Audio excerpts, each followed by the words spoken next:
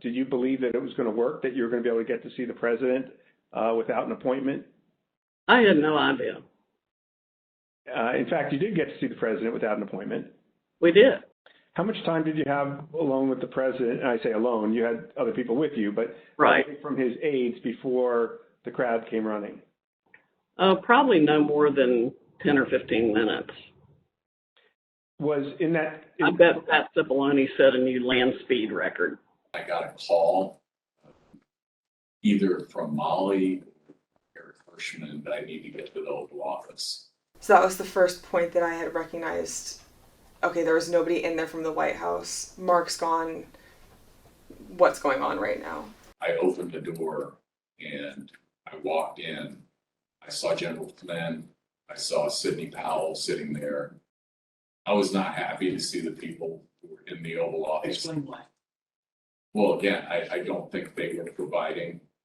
Well, first of all, the overstock person, I've never knew who this guy was. Actually, the first thing I did, I walked in, I looked at him, and I said, "Who are you?" And he told me. I don't think any of these people were providing the president with good advice, and so I didn't understand how they had gotten in. In the short period of time that you had with the president, did he seem receptive to the presentation that you were making? He was very interested in hearing particularly about the CISA finding and the terms of 13848 that apparently nobody else had bothered to inform him of. I was asking, like, you claiming the Democrats were working with Yugoslavs, Venezuelans, and whomever else. And at one point, General Flynn took out a diagram that supposedly showed IP addresses all over the world, and IP who was communicating with whom via the machines, and some comment about like Nest thermostats being hooked up to the internet. So it's been reported that during this meeting, Ms. Powell talked about Dominion voting machines and made various election fraud claims that involve foreign countries such as Venezuela, Iran, and China. Is that accurate? That's true. Was the meeting tense? Oh, yeah. It was not a casual meeting. Explain. I mean, at times there were people shouting at each other, hurling insults at each other.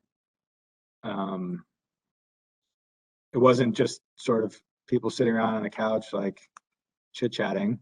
Cipollone and Herschmann and whoever the other guy was showed nothing but contempt and disdain of the president. I remember the three of them were really sort of forcefully attacking me verbally.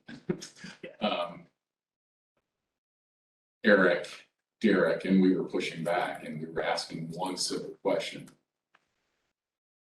as a general matter: where is the evidence?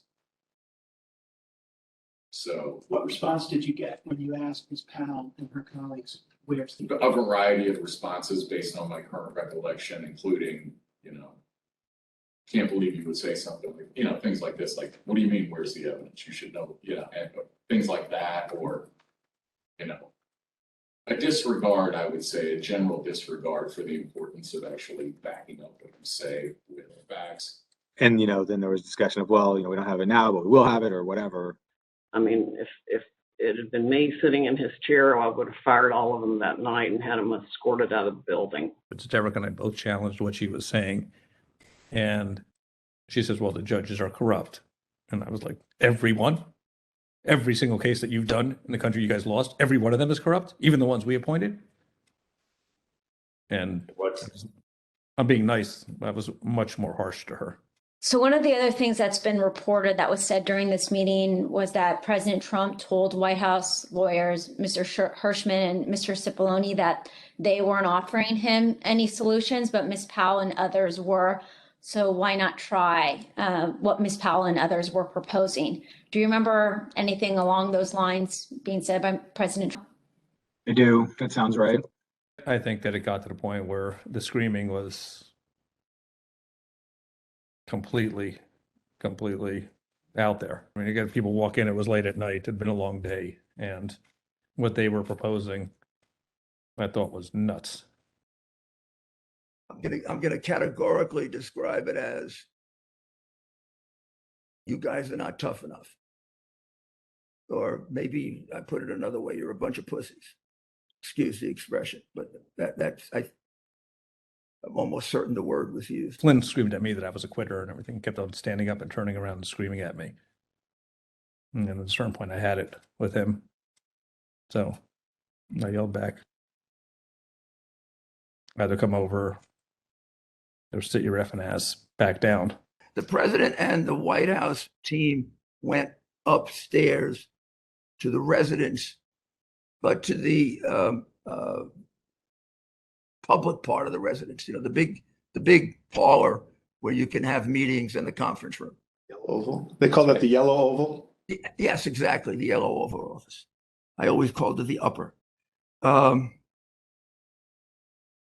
I'm not exactly sure where the Sidney group went. I think maybe the Roosevelt room. And I stayed in the cabinet room, which is kind of cool. I really like that. All by myself. At the end of the day, we landed where we started the meeting, at least from a structural standpoint, which was Sidney Powell was fighting, Mike Flynn was fighting. They were looking for avenues that would result in President Trump remaining President Trump for a second term. And there were me and Eric and Pat and Mark that were saying that these ideas were not very good and would only cause more problems